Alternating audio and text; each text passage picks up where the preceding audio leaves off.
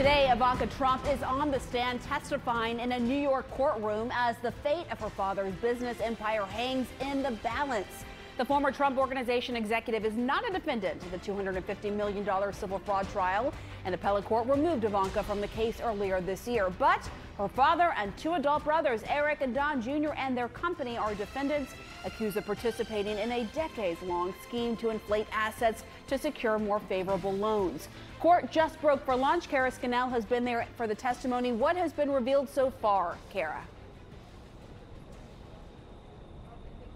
Well, Pamela, and Ivanka Trump had the old post office building in Washington, D.C.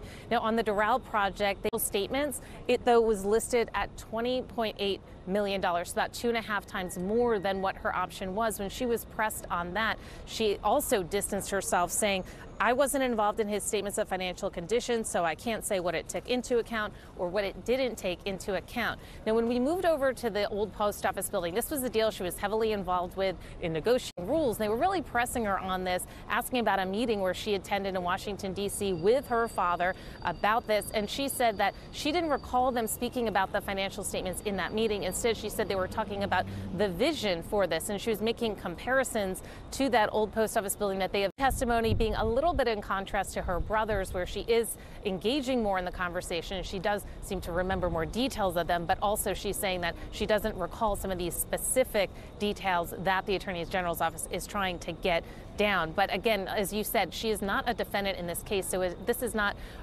questions that are really going to her state of mind, more that they're trying to just get some of this in the record, that there were some questions from the GSA about the Trump's financial statements, and that is because the Attorney General's office is trying to use that to the judge who will ultimately decide this, that is some money that they should be able to recover. So this lunch break lasts for about an hour. What has stood out to you so far in terms of the New York Attorney General's questioning of Ivanka Trump today?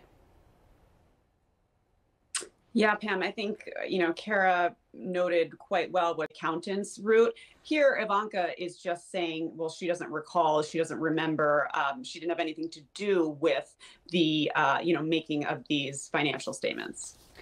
It's interesting, though, because the New York Attorney General's lawyers presented evidence today in court showing that she actually proposed lowering Donald Trump's required net worth for a loan down to $2 billion, despite his stated net worth of around $4 billion. So does that tell you anything about maybe awareness that his net worth may have been inflated and that she actually was more involved than perhaps she was leading on today in court on some of these other questions? Yeah, it absolutely does, Pam. And remember, as far as the Attorney General goes, they would have liked to have her brothers, her father, also with respect to. So does her testimony carry any different weight now that she is testifying today as a witness versus a defendant?